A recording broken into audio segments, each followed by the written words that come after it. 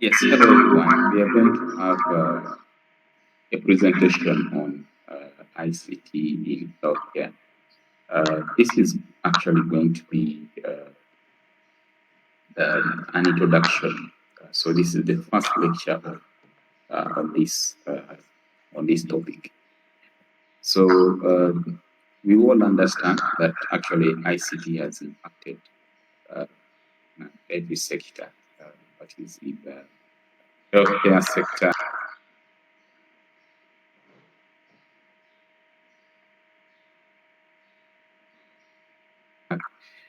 in financial sector, also in agriculture, in education. So the way in which we use ICT in healthcare is basically the aim of this presentation. We want to basically understand how ICT is being used in the healthcare sector or the healthcare industry. So when we talk about ICT, we are basically referring to the use of information communication technologies to improve health outcomes, uh, patients, and enhance their experience in getting care and also in improving the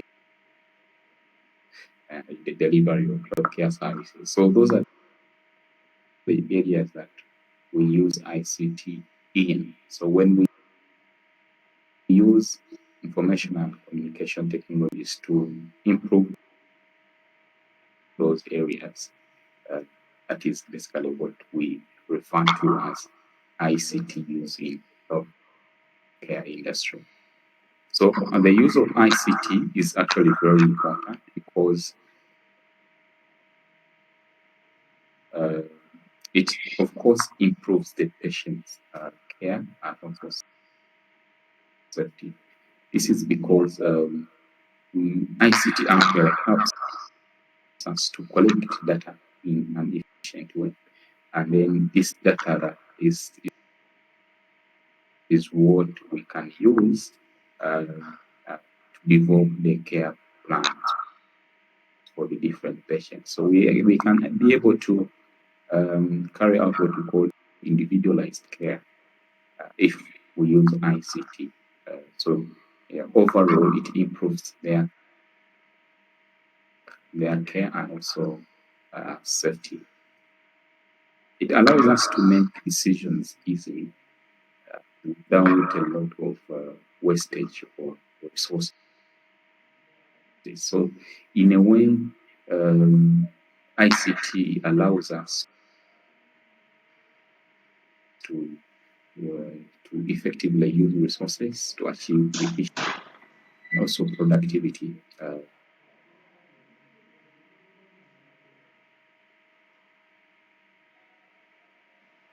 is achieved.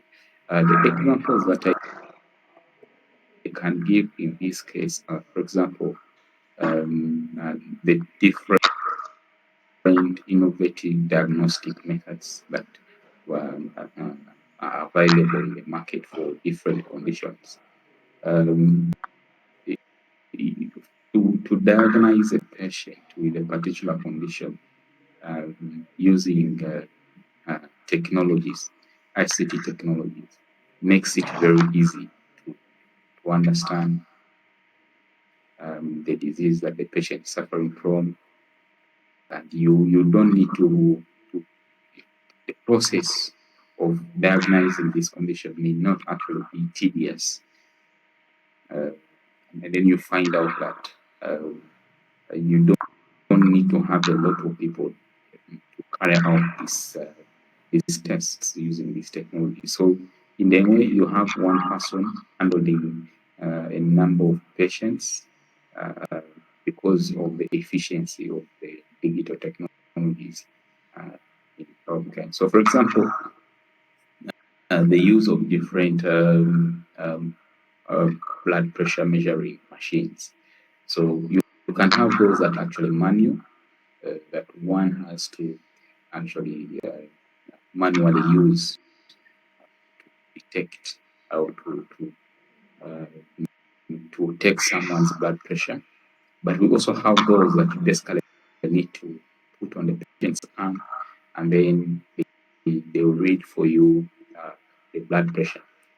So those are the digital the digital blood pressure machines.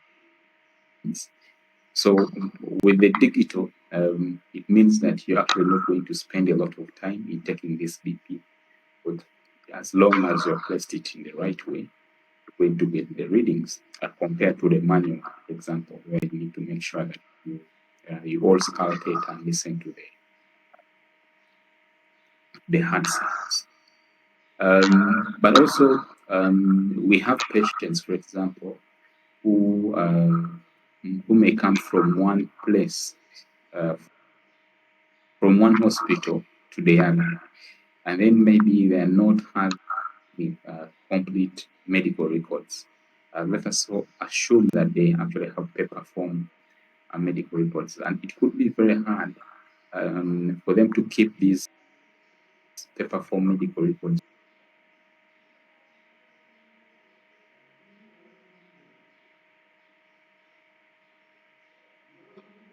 without getting any damage. And therefore we can lose information because of the fact that the information is in paper form. Um, Now, when we use digital technology such as electronic medical records, you actually keep the data secure for a very long time, and the patient or even the health worker can be able to access this information um, anywhere they are. So that means that digital technologies, ICT technologies allow us to be able to communicate with other health workers about the care that the patient is actually receiving.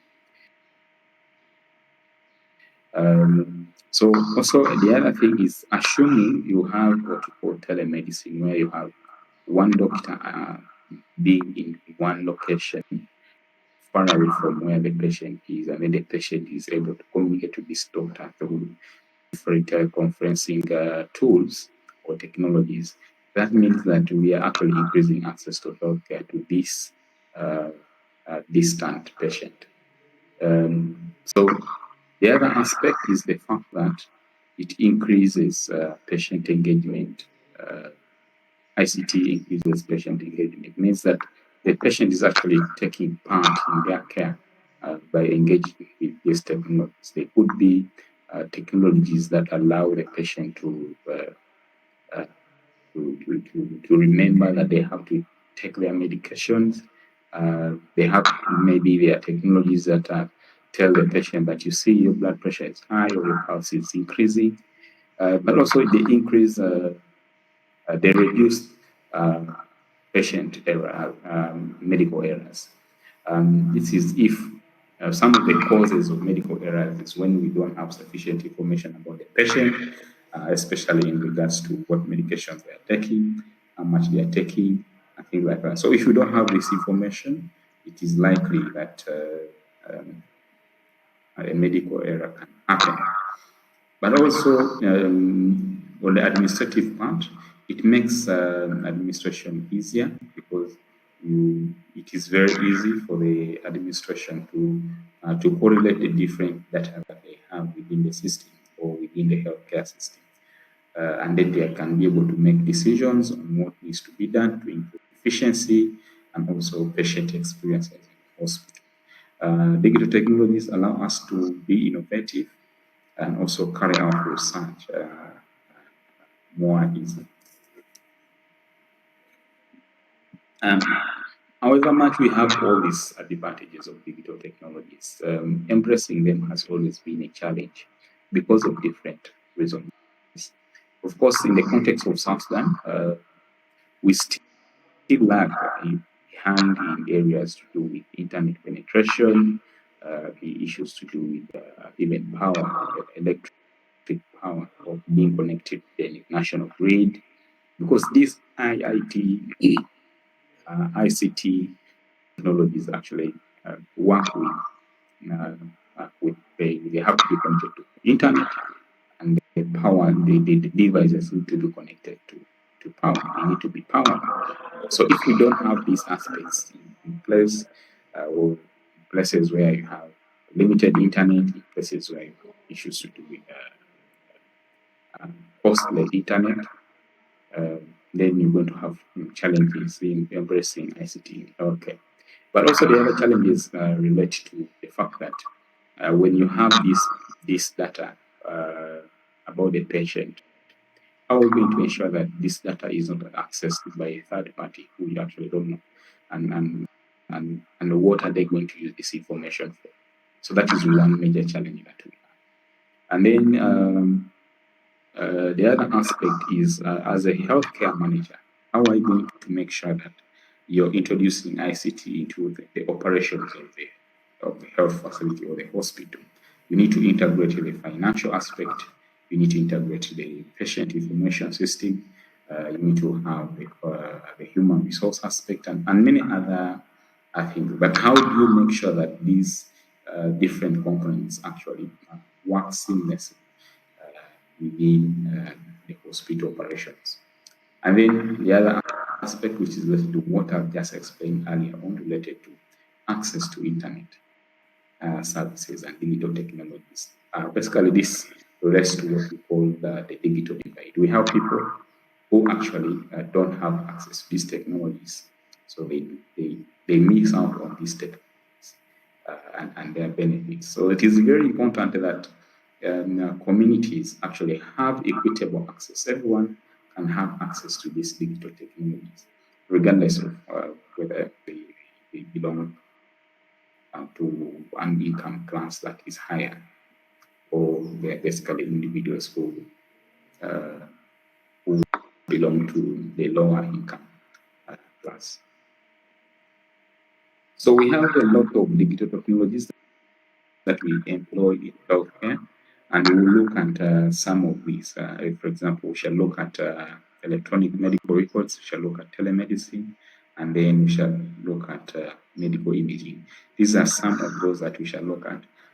But also in other presentations, we shall look at health information exchange, clinical decision support systems, patient portals, and then personal health reports.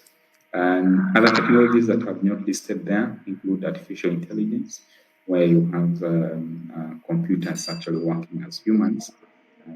Uh, but basically, this allows us to get information or even make decisions about patient care using information that we generate from information, artificial intelligence.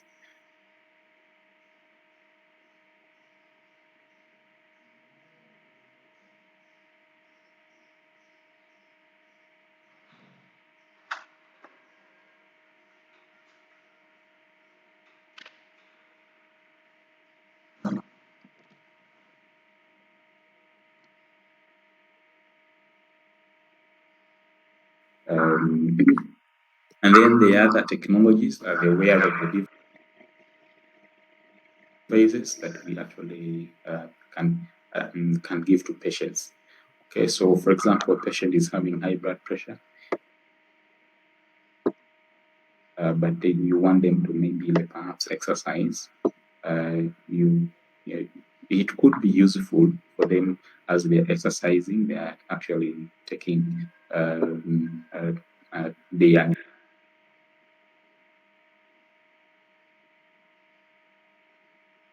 they can notice whether they are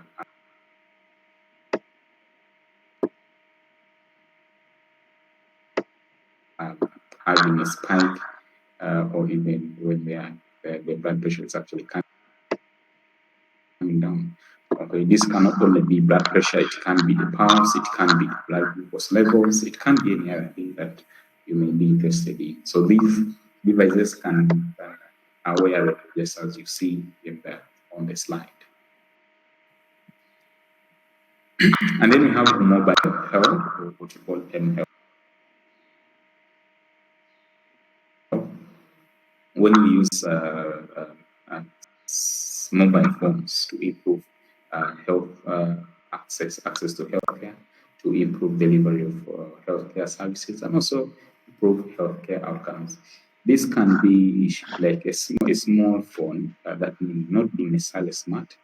For example, you having a patient, reminding a patient to take medications through an SMS. Okay, or this SMS based system can increase adherence to medications, or for patients who actually easily forget. Uh, so that is one SMS based, or you can have uh, uh, people monitoring their pregnancy status through mobile applications, and then telling them what to advise on what to do, things like that.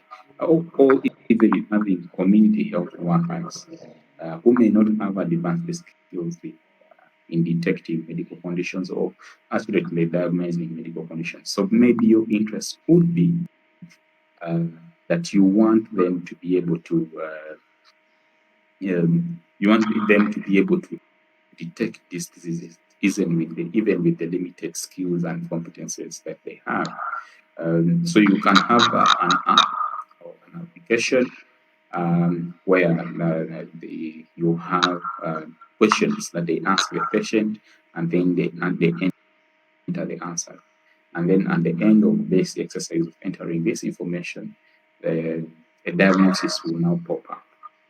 And then the patient, and then the community health worker will now follow the guidelines through that same app on how to handle the situation, whether they can provide safer medications, for example, anti-malarials or deworming or other things. So iron, if it is a situation of anemia. So those are some of the examples of mobile health uh, technologies that can be used to improve health outcomes, patient experiences, and also increasing access to healthcare. Um, and then we have the health information exchange system. This one allows health workers to securely share patient data with other health workers, such that we have coordinated care. Now we look at specifically electronic medical records.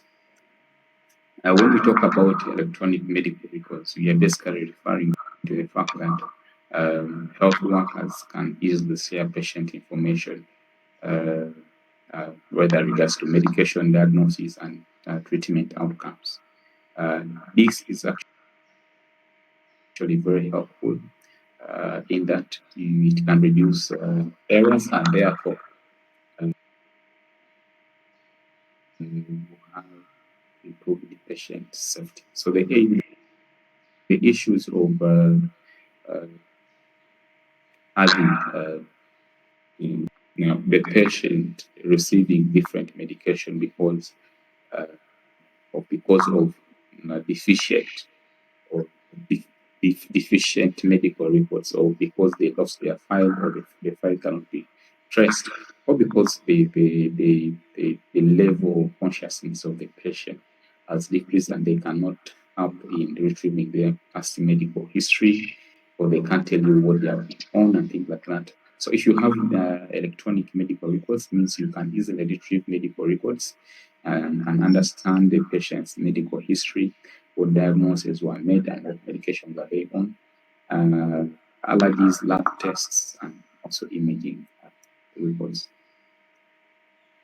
So all the things that I've just mentioned, if you want to know about a particular patient, you want to know their particulars, their name, that is how old they are, where they are staying, uh, what laboratory results have been ordered and what are the results, what medication are they taking, and what health deficits are they actually facing. Uh, so if you have all this comprehensive information, of course, it is very easy for you to share it with other people who are involved in the care of the patient, and therefore they will be able to follow the right things in taking care of this patient, and therefore errors will reduce, patient safety will be improved, efficiency and productivity, and also overall population health management. Uh, the challenges associated with medical records are that one, for you to deploy it in, let us say, for example, in the given hospital, you need to have a lot of resources to buy this software, train the staff, and also maintain this information, because you don't want to have information that can easily be stolen by hackers.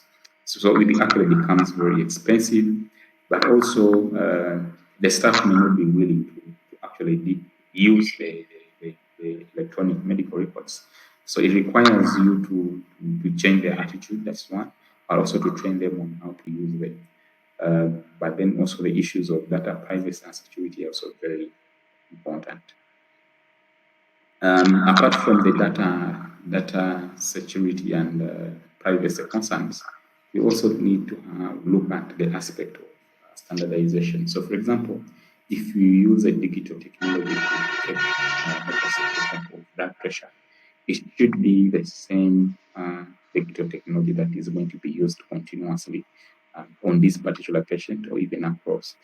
This could be very important in making sure that there is consistency in the data that is actually being collected. And therefore, there is need to have a standardized way of collecting data uh, for, um, for all the patients. Costly and complexity of deployment is something that we have actually discussed.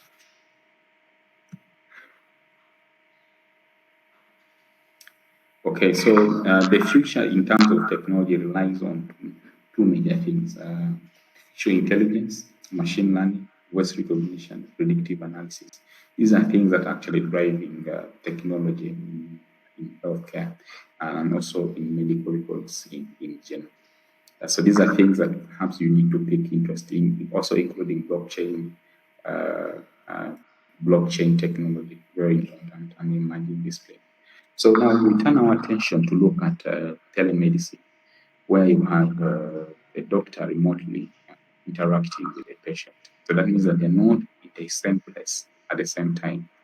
However, they're having a consultation. This means that the patient is able to communicate without being physically present with the physician.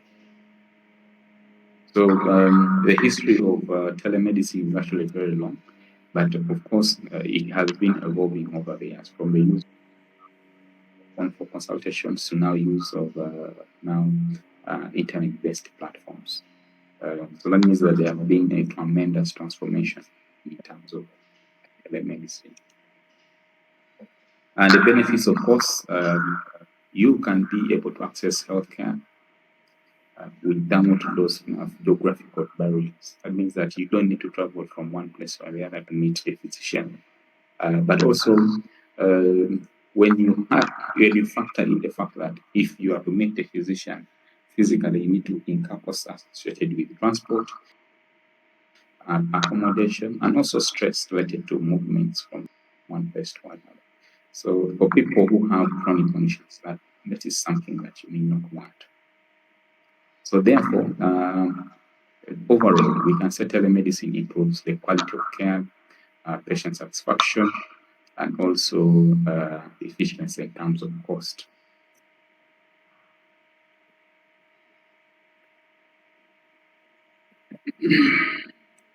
So it is very difficult to adopt telemedicine because of challenges that are associated, also like in a broader sense, uh, challenges associated with the adoption of ICT technologies in healthcare. So like I said earlier on, we have places in our country that don't have access to internet or with limited internet, very slow, but also sometimes very costly. So people cannot be able to adopt these technologies. But also, we have individuals who cannot use these technologies. So the digital literacy is actually very low. But sometimes, for countries that have actually evolved in terms of ICT, they have regulatory frameworks that do not allow maybe a physician from their state to attend to a patient in another state because of issues to do with licensing. So those are some of the constraints. Of course, privacy and security reasons, and then also resistance to change. That means that you need to talk to the staff to be able to adopt these technologies. The deployment of telemedicine has been successful, for example, in monitoring patients with chronic conditions such as diabetes, heart disease.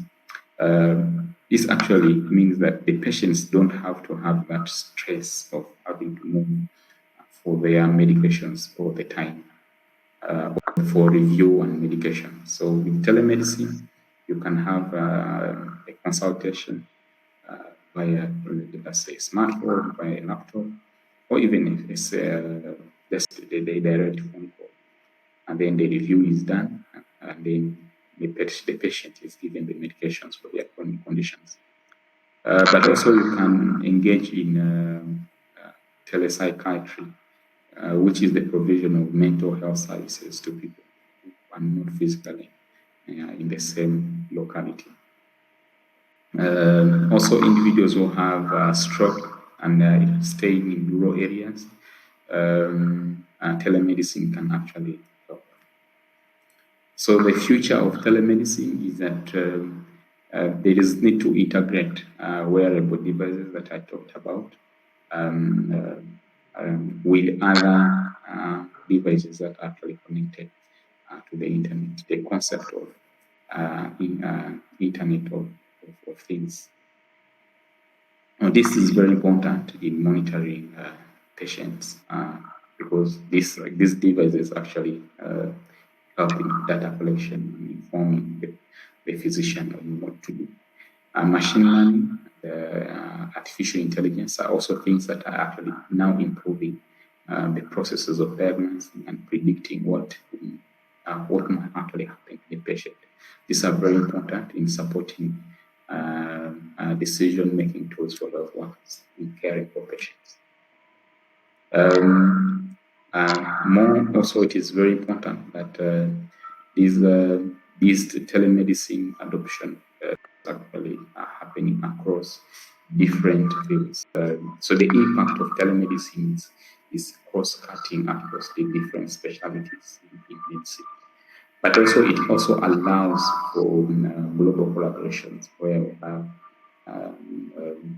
initiatives that actually cutting borders and where expertise, resources, and knowledge can be shared to improve patient outcome.